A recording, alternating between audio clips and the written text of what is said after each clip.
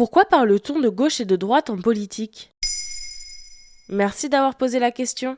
On en parle à chaque période électorale et même en dehors, sans savoir vraiment d'où viennent ces notions, la gauche et la droite.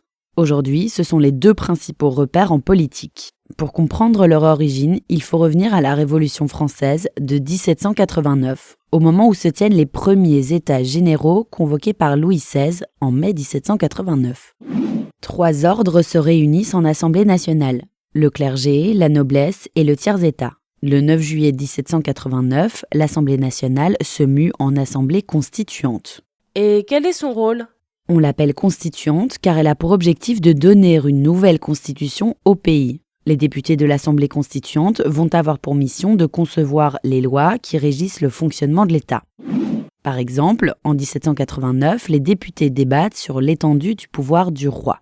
Ils se posent la question de savoir s'il a le droit de s'opposer au texte du Parlement.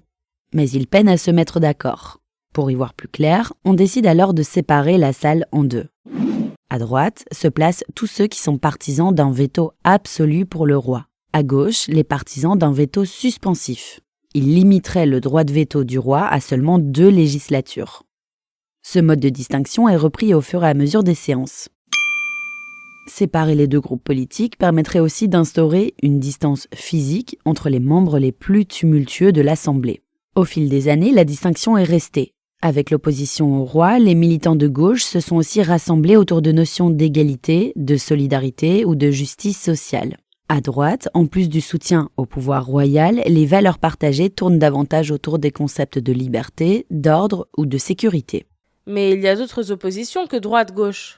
Oui, selon la politologue Jeannine Mossouze-Lavaux, il y en a eu d'autres au cours du temps. Les révolutionnaires et contre-révolutionnaires, les progressistes et conservateurs, les cléricaux et anticléricaux. Et pourtant, ces paires d'opposition sont restées indissociables des socles de base en politique, la droite et la gauche. Et parle-t-on de droite et de gauche ailleurs qu'en France ? Oui, car le concept s'exporte à partir de 1800. La Russie, les yeux rivés sur la Révolution française, puis les États-Unis vont progressivement s'en emparer autour du XXe siècle. Bien qu'elles soient considérées comme réductrices, ces étiquettes universelles gauche-droite sont pratiques, car elles résument des idées complexes à une simple binarité. Et 200 ans plus tard, le clivage gauche-droite existe encore. Selon la politologue, l'offre des politiques a changé, comme Emmanuel Macron qui affirmait ne se positionner ni à droite ni à gauche en 2017. Mais d'après Jeannine Mossouze-Lavaux, la demande de la population est restée très claire.